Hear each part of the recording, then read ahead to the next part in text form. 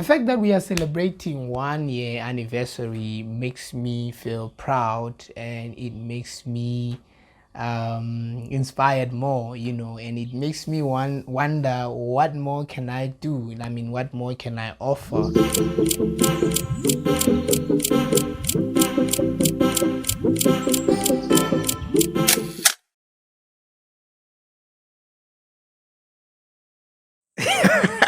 Chef Fetu, who's there? Welcome to Private Studio. This is your boy Season, and I'm not alone but Fetu. I'm with your boy Amazing City. This story goes as far as 2020, during lockdown. Our podcast would have started then, but we just didn't know what to do at that time. I mean, before my brother inspired me to start a podcast, I had already shot a video with Lerato Katane of Krista during lockdown, where we sent questions to Krista and she would answer them in a video format. And after she answered those questions, she would send them back to me, and I would edit that interview and then post it on the net. I think what I've learned so far, hard work pays off.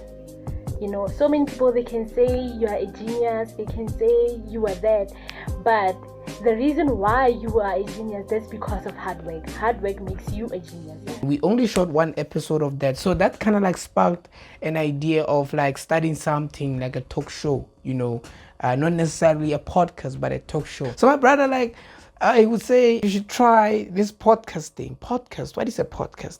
He said, go on the net. Yeah, man. Yeah, you are the reason why I have a podcast today. Of course. Yeah.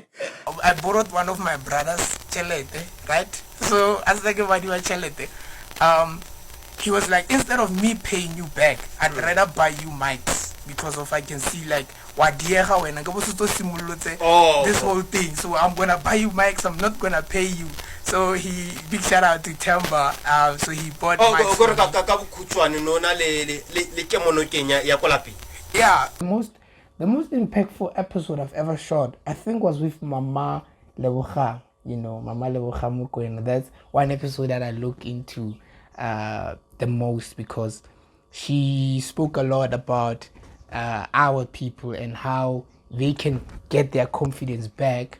So yeah, man, but each and every episode that I've done, I feel proud of it. The most memorable one is with Masia Paro, because the guy passed on later after we had shot the episode and had posted it. I think it was after a month and a few weeks. It was the first time we had lost somebody who was a guest, so it's the most memorable one, because we lost the guy. RIP to him.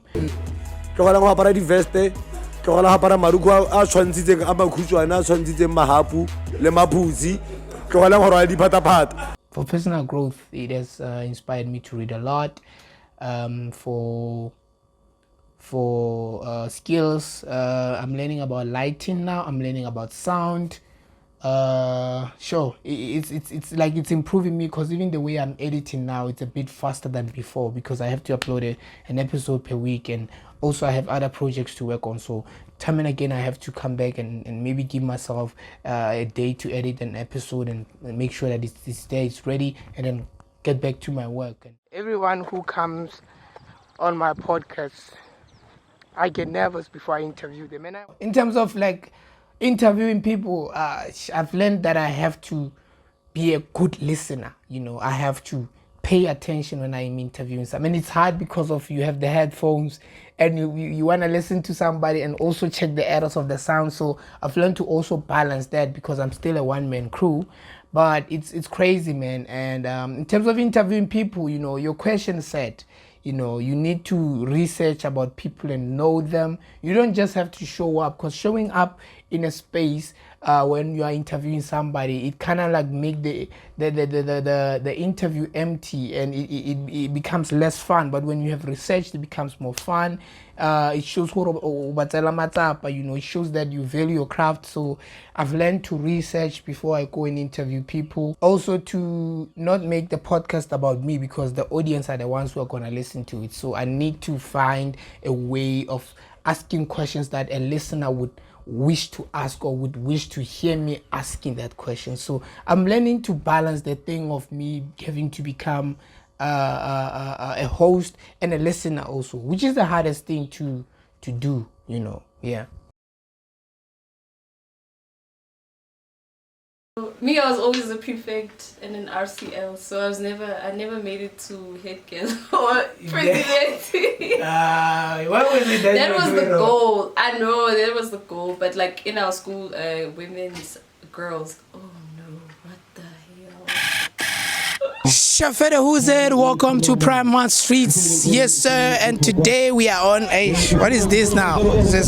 I've been go ABSA, so I do have experience ya go bereka. Hence, ke khona go fitla kere I'm a businesswoman, I'm an entrepreneur because of the experience that I have. Okay. That's all about me.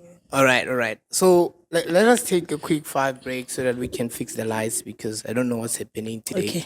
Man, in terms of moments where I felt like giving up, I think when my crew or my team left, that was the hardest thing to do because now I had to start being the cameraman, the researcher, being the person who come up with ideas. At first I had a team that used to do that, but now I have to do all these things myself. So having to start from the bottom now, whereby I have to do everything, it was too much, I felt like, man, maybe I should quit this thing. It's not gonna work, but now because Waterson had came through before we reached our 100 subscribers, while I was about to give up, that's when they started hitting me up about sponsorship and all that.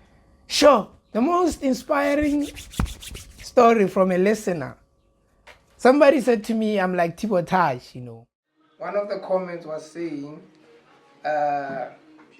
it's episode 5. Yeah, check it out. You guys need to comment, right? So it says, you sound like Tibo Touch. Wow, Tibo Touch. 2 years ago. This was 2 years ago. The call comes in. The boss of Metro is going to be in town. Meet up with him. Yeah. I'm like, wow. In New America this time, yeah? I'm in New York. In New York. At that time, the accent was kicking in. Wait. Almost similar. Yeah, them saying I sound like Tibo Touch, and I realized that I sound like him, like in terms of voice, accent. We almost sound like it's one guy, and the energy, So man, that was crazy, and it had inspired me to start to listen to him, and I've been following some of his work, and I'm still learning about him and his upbringing. Man, hey, he's making money.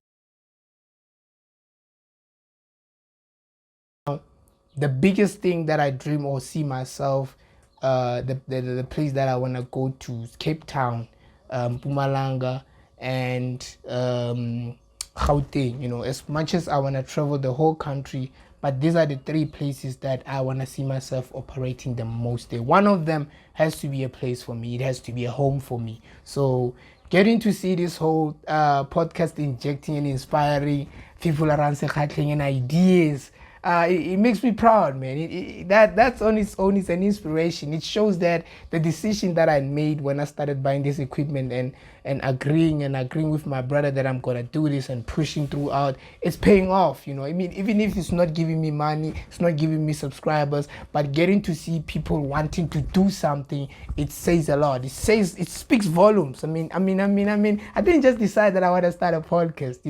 I knew by starting this, it's gonna be inspirational. Yes.